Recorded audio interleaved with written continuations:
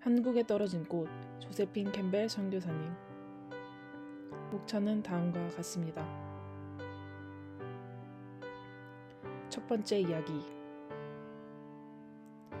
한국에 떨어진 꽃 조세핀 캠벨.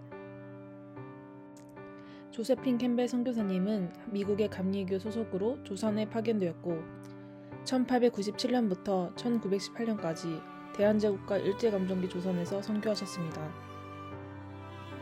선교사님은 위생상태가 좋지 않은 가난한 여자아이들을 가르쳐야 할 필요성을 느끼고 학교를 설립하셨습니다. 오늘날의 배화여고 배화여대 전신인 배화학당의 초설자이시며 루이스 워커 예배당의 설립자이십니다. 두 번째 이야기. 두 번째 선교 초기. 선교사님은 5년간의 짧은 결혼 생활을 하시다가 병으로 남편과 자녀 모든 가족을 잃고 남은 삶을 다른 사람을 위해 헌신하기로 생각했고 이후에 선교사로서 복음을 전하기로 결단했습니다. 선교사님은 간호 공부, 신학 공부를 하면서 선교 준비를 했습니다. 청나라에서 선교를 먼저 시작했으며 그곳에서 10년 동안 선교하셨습니다. 그 후 선교지를 옮겨서 45세의 나이에 처음 조선으로 오시게 됩니다. 선교사님은 조선에 와서 처음 고관나무골, 지금의 종로구 내자동에서 선교 활동을 시작하셨습니다. 당시 이곳은 내시들이 살고 있었고 당시 조선인들은 내시의 존재를 부정한 존재로 여기고 있었습니다. 그래서 이 동네를 사람들은 꺼려했습니다. 하지만 선교사님은 그곳을 선교지로 생각하고 선교 활동을 시작하셨습니다. 그리고 그곳에서 가난한 한 소녀의 지저분한 행색을 보며 놀라면서 여성 학교의 필요성에 대해 생각하셨습니다. 그리고 본격적으로 여성 기숙학교를 육성하기 시작합니다. 세 번째 이야기. 세 번째 교육 선교. 선교사님은 1898년 남감리의 대표적 여학교인 캐롤라이나 학당, 훗날의 배화학당을 창설하셨습니다. 교육받지 못한 조선 여성들을 보며 교육의 필요성을 절감하고 어린 소녀들을 데려다가 글을 가르치기 시작하셨습니다. 그 후 학생의 수가 늘어나면서 배화학당으로 발전되었습니다. 학교 이름인 배화는 여성들을 아름답게 기르고 꽃 피워내는 배움의 터전이라는 뜻입니다. 특히 선교사님은 교육 선교를 구원에 이르는 수단으로 생각하셨기 때문에 학교 과목 중 성경 공부를 가장 중요하게 여기셨습니다.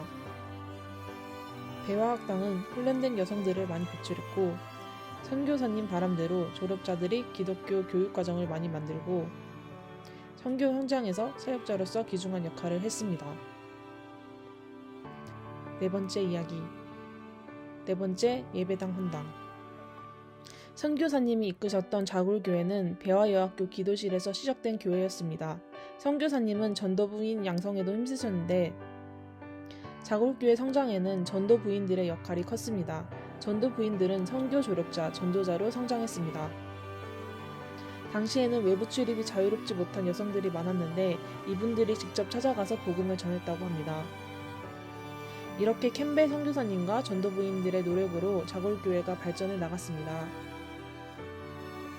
나중에는 번성해서 새로운 예배 공간이 필요하게 되었고 미국의 루이스 워커란 분의 후원으로 예배당을 건축하고 헌당할 수 있게 되었습니다.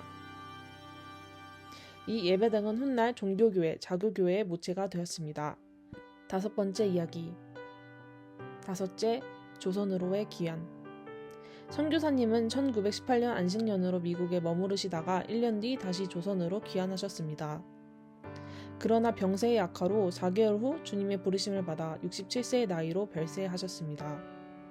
병원에 입원하실 때 선교사님은 이렇게 말씀하셨다고 합니다. 내가 조선에서 헌신하였으니 죽어도 조선에서 죽는 것이 마땅하다. 그렇게 유언을 남기고 돌아가신 후 양화진에 인장되셨습니다. 조세핀 캠벨 선교사님은 자신을 온전히 하나님께 맡기며 어떤 상황에서도 하나님께 감사하는 하나님 중심의 신앙을 지니셨다고 합니다.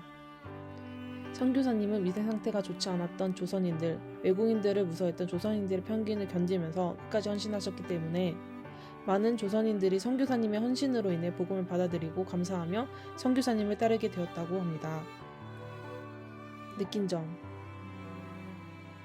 선교사님이 가족을 다 잃으시고 상실감이 크신 상황에서도 구원받지 못한 다른 사람을 위해 헌신하기로 결단했다는 것을 보고 정말 하나님께 한 방에 정렬된 분이라고 생각했습니다.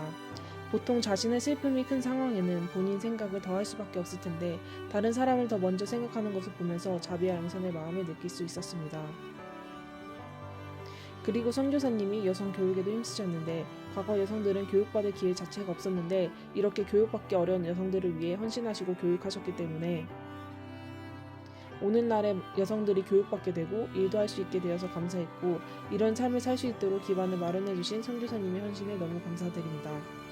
오늘날 저희가 이렇게 편한 환경에서 교육받고 살아갈 수 있는 것은 하나님께서 조선으로 보낸 많은 선교사님의 헌신이 있기에 가능한 것임을 깨달았습니다. 조선을 사랑하신 선교사님들 너무 감사합니다. 당신들의 헌신으로 우리는 하나님을 알게 되었고 하나님이 주신 자유의 삶을 누리고 살 수 있게 되었습니다. 감사합니다.